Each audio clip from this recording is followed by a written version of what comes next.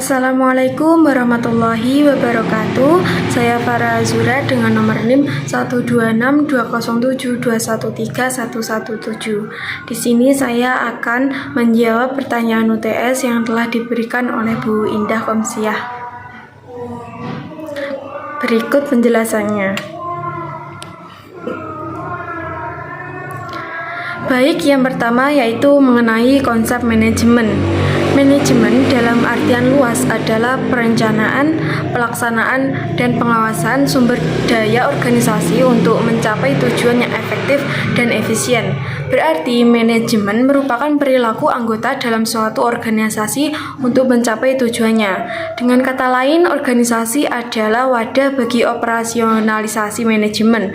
Karena itu, di dalamnya ada sejumlah unsur pokok yang membentuk kegiatan manajemen, yaitu unsur manusia atau man, barang-barang material, mesin-mesin, metode-metode, uang money, dan pasar atau market. Keenam unsur ini memiliki fungsi masing-masing dan saling berinteraksi atau mempengaruhi dalam mencapai tujuan organisasi, terutama proses pencapaian tujuan secara efektif dan efisien. Berikut fungsi-fungsi manajemen ada 10. Yang pertama forecasting, yang kedua planning termasuk budgeting, yang ketiga organizing, yang keempat staffing atau assembling resources, yang kelima directing atau commanding, yang keenam leading, dan yang ketujuh coordinating, yang kedelapan motivating, kesembilan reporting, dan kesepuluh controlling. Yang kedua yaitu konsep manajemen sebagai ilmu. Manajemen juga sering diartikan sebagai ilmu, kiat, dan profesi. Dikatakan sebagai ilmu karena manajemen dipandang sebagai suatu bidang pengetahuan yang secara sistematis berusaha memahami mengapa dan bagaimana orang bekerja sama. Dikatakan sebagai kiat karena manajemen mencapai sasaran melalui cara-cara dengan mengatur orang lain dalam menjalankan tugas. Sedangkan dipandang sebagai profesi karena manajemen dilandasi oleh keahlian khusus untuk mencapai suatu prestasi manajer, dan para profesional dituntut oleh suatu kode etik. Yang ketiga, konsep manajemen sebagai seni. Seni dalam manajemen yang dimaksud adalah mendayagunakan sumber daya manusia untuk memperoleh hasil dan target kelompok atau keorganisasian.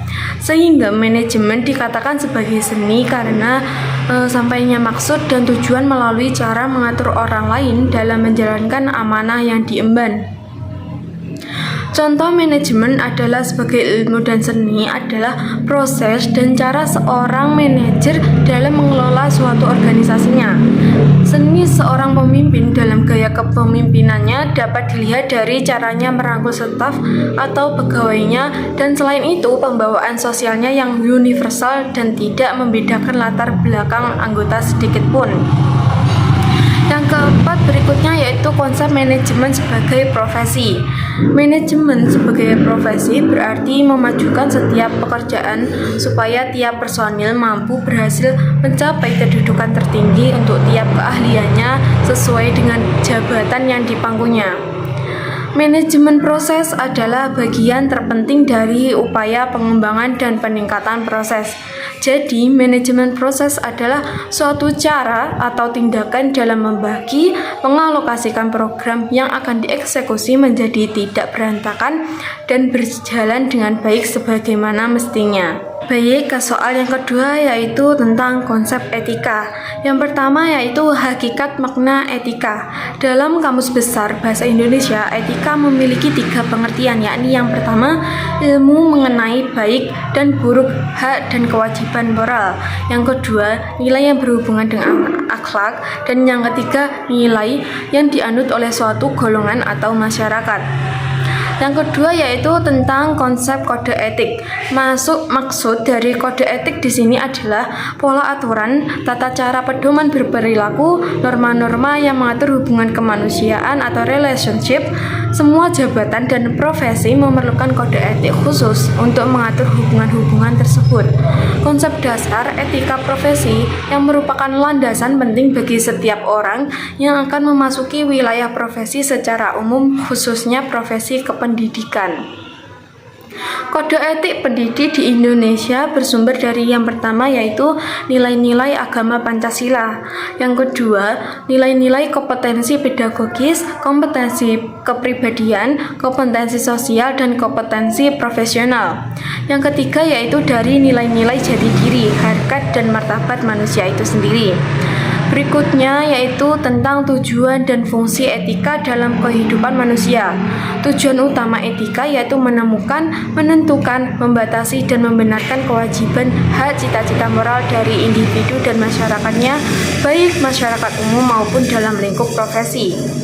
Etika itu sendiri berfungsi sebagai penilai, penentu, dan penetap terhadap sesuatu perbuatan yang dilakukan oleh manusia, yaitu apakah perbuatan tersebut akan dinilai baik, buruk, mulia, terhormat, hina, dan sebagainya. Dengan demikian, etika tersebut berperan sebagai konseptor terhadap sejumlah perilaku yang dilaksanakan oleh manusia.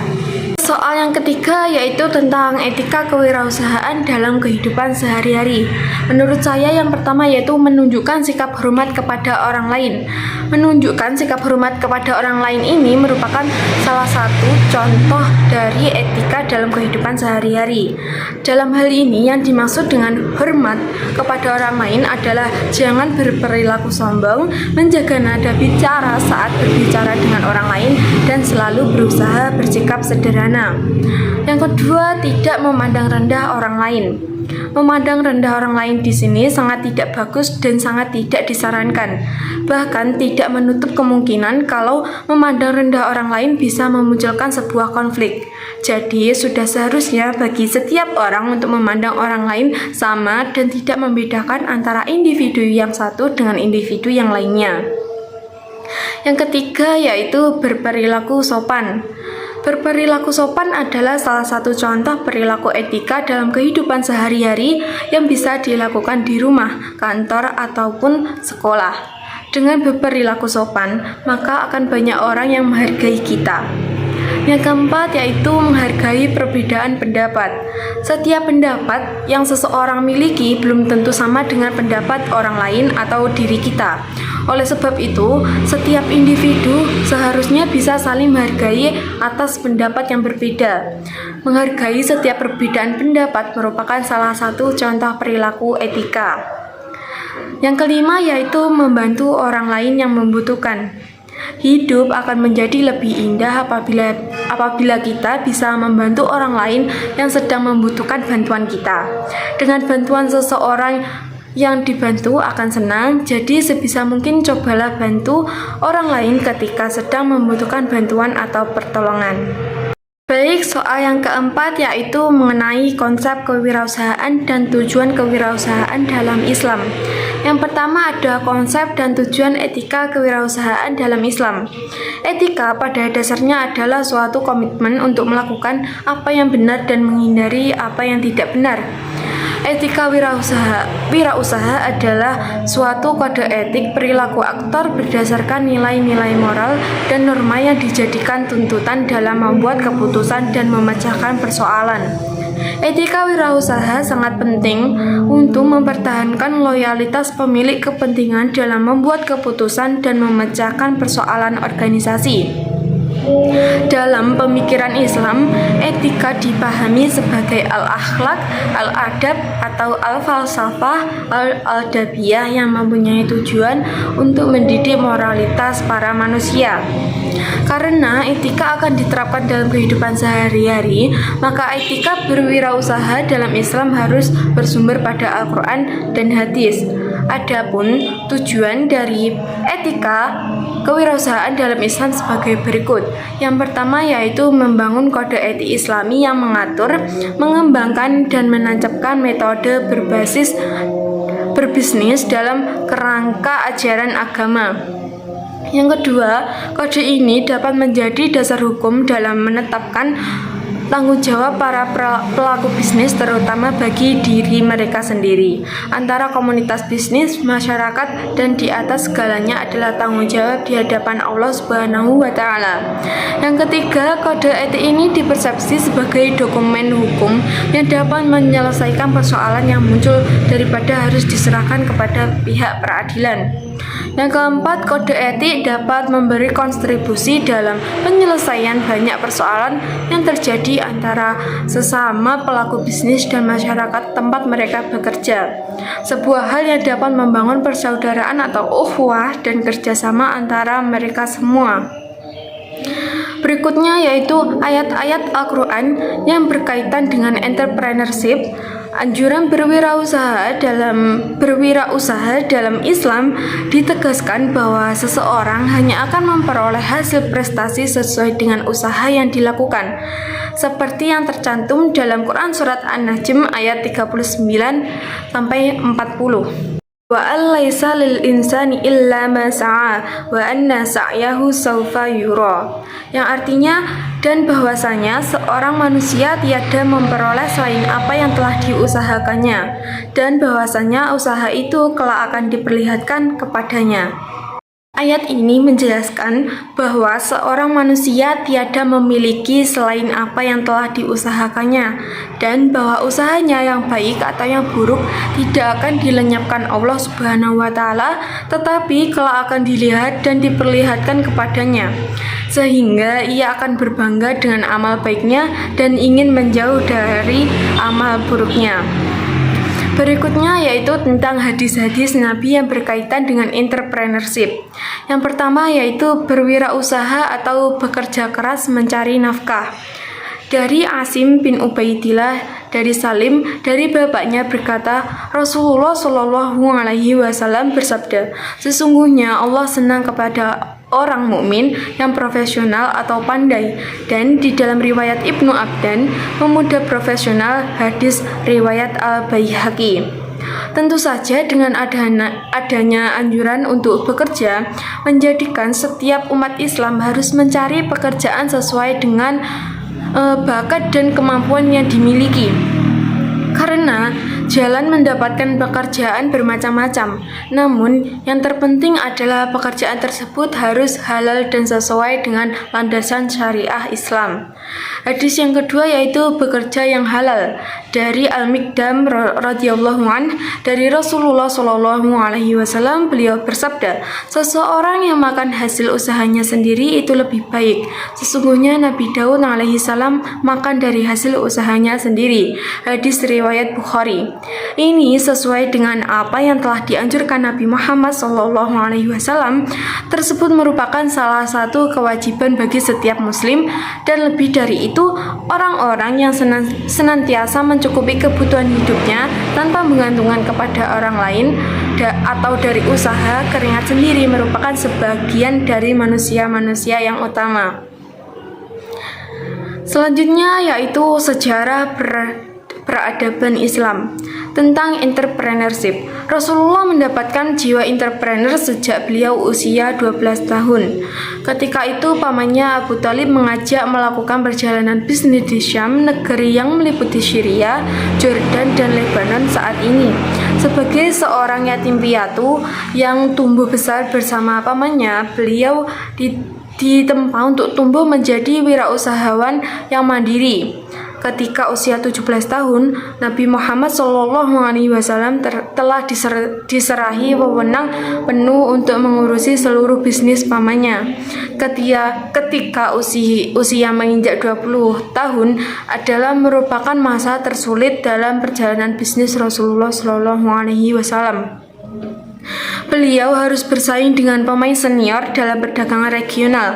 Namun kemudian titik keemasan entrepreneurship Nabi Muhammad SAW tercapai ketika usia antara 20-25 tahun.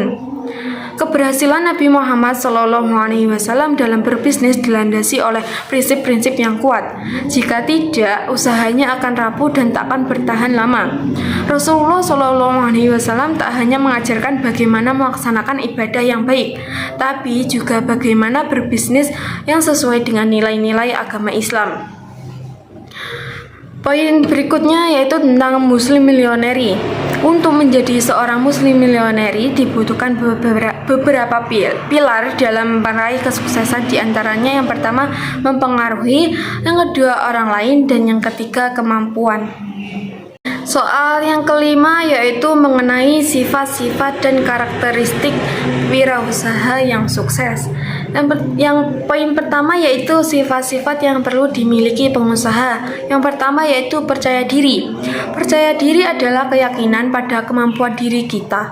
Harus memiliki keyakinan diri bahwa kita akan sukses melakukan suatu pekerjaan. Jangan ragu-ragu, niatkanlah akan bekerja baik dan kemudian berserah diri, tawakal kepada Yang Maha Kuasa. Yang kedua yaitu keorisinilan, kemampuan untuk melakukan tindakan yang baru dan berbeda. Sifat ini berlandaskan pada sifat inovatif, kreatif, adaptif terhadap masalah baru, inisiatif, serta berwawasan luas. Orisinalitas diperlukan untuk menjamin bahwa karya yang dibuat bukan sekedar jiplakan tanpa nilai lebih. Kesuksesan pelopor pasti akan lebih baik daripada yang berusaha untuk meniru produk lain. Yang ketiga yaitu tentang kreativitas. Kreativitas adalah kemampuan untuk menciptakan atau daya cipta. Kreativitas juga dapat bermakna sebagai kreasi terbaru dan orisinil yang tercipta. Sebab kreativitas suatu proses mental yang unik untuk menghasilkan sesuatu yang baru, berbeda dari orisinil. Kreativitas merupakan kegiatan otak yang teratur, komprehensif, imajinatif menuju suatu hal yang orisinil. Yang keempat, berorientasi pada tugas dan hasil. Seorang wirausaha yang memfokuskan pada tugasnya dan hasil adalah seseorang yang mengutamakan pencapaian, prestasi, sabar, kerja keras, memiliki motivasi yang kuat, serta selalu berinisiatif.